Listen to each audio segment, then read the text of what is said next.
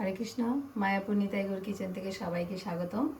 আপনারা কেমন আছেন? আশা করি ভগবানের কৃপায় ভালোই আছেন। আজকে বানাচ্ছি পাস্তা। আজকে মায়াপুর রেস্টুরেন্ট স্টাইল পাস্তা বানাবো, তার জন্য আপনাদের সাথে শেয়ার করছি। আপনারা দেখুন কিভাবে বানাতে হয়। প্রথমে আমি এখানে জল বসিয়ে দিয়েছি কড়াতে, জলটা গরম ফুটে গেছে। এখন আমি পাস্তা দিয়ে দিচ্ছি।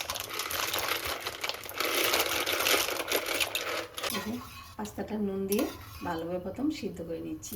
এখন আমি একটু ঢাকা দিয়ে দিচ্ছি, ভালো করে সিদ্ধ করে নিচ্ছি। এখানে আমি টমেটো সিদ্ধ করে নিয়েছি, টমেটো, লঙ্কা, আদা। এবার আমি টমেটো খোসাটা ছাড়িয়ে নিচ্ছি, নিয়ে আমি ভালোভাবে এটাকে গ্রাইন্ড করে নিচ্ছি। এই যে এখানে আমি টমেটোটা পেস্ট করে নিয়েছি, আর এর মধ্যে আমি কিছুটা ছানাও দিয়ে দিচ্ছি। এটা আমি পেস্ট করে নেব, আর কিছুটা এইভাবে বললে আমি এখানে কড়াই বসিয়ে দিয়েছি, আর 3 চামচ সাদা তেল দিয়ে দিয়েছি। এর মধ্যে দিয়ে দিচ্ছি কিছুটা, আর এখানে দিয়ে দিচ্ছি ক্যাপসিকামটা বানিয়ে রেখেছি। ক্যাপসিকামটা দিয়ে দিচ্ছি। ক্যাপসিকামটা একটু হালকা ভেজে নিচ্ছি। এই যে ক্যাপসিকামটা ভাজা হয়ে গেছে, এখন দিয়ে দিচ্ছি পার্সলে, দিয়ে দিচ্ছি অল্প একটু, আর এখানে অরিগানো দিয়ে দিলাম। ভালো করে একটু ভেজে নিলাম। এখন এখানে পেস্ট করে রেখেছিলাম, পেস্টটাও দিয়ে দিচ্ছি। কিছুটা চিলি ফ্লেক্স দিয়ে দিচ্ছি। তবে পেস্টটাকে ভালোভাবে কষিয়ে নিচ্ছি। এখানে নিয়েছি সুইট কর্ন, ভালোভাবে জল দিয়ে দিচ্ছি। খুব ভালোভাবে একটু কষিয়ে নিচ্ছি। অল্প একটু হিং দিয়ে দিলাম, 1/2 চামচের মতো সাম্বার দিয়ে দিলাম। ভালোভাবে কষিয়ে নিচ্ছি। ভালোভাবে কষিয়ে নিচ্ছি। দেখুন উপরে আস্তে আস্তে তেল ছেড়ে দিচ্ছি। আর এই টমেটো পেস্টটাকে যত সুন্দর কষানো হবে ততটাই পাস্তাটা টেস্ট হবে। এখানে আমি ফ্রেশ ক্রিম নিয়েছি, আর 1 চামচ দুধ নিয়েছি, লিকুইড দুধ নিয়েছি। দিয়ে ভালোভাবে একটু পায়েল করে এর মধ্যে দিয়ে দিচ্ছি। এটা দেওয়ার পরে খুব সুন্দর একটা ক্রিমি ভাব থাকবে, ভালো লাগবে। আমি কিছু ছানাও দিয়ে দিচ্ছি। দিয়ে দিচ্ছি 1/2 চামচ গোলমরিচ গুঁড়ো। ভালোভাবে মিশিয়ে নিচ্ছি।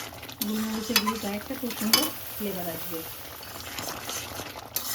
পাস্তাটা জলটা ঝরিয়ে নিয়েছি, আর ভালোভাবে একটু ঠান্ডা জলে দিয়ে দিচ্ছি।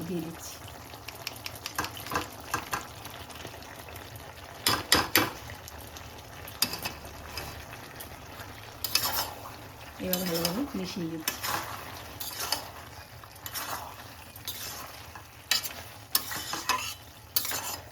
স্বাদ মতো লবণ দিয়ে দিচ্ছি।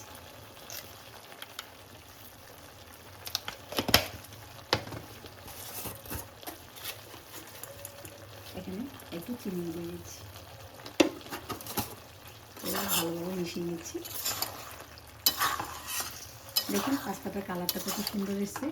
আর এইভাবে পাস্তা করলে খুব দারুণ টেস্টি হয়। একদম যা যা দিয়েছি সব জিনিসগুলি পরিপূর্ণভাবে যখন দেওয়া হবে তখন পাস্তাটা খুব টেস্ট হবে। আমি আর কিছুটা পাস্তা বাটার দিয়ে দিলাম, দিয়ে ভালোভাবে একটু মিশিয়ে নিচ্ছি।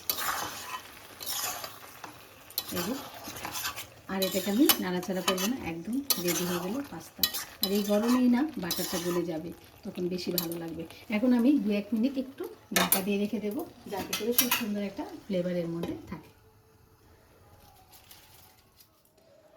এই যে উপরে একটু দুধের ক্রিম দিয়ে দিলাম।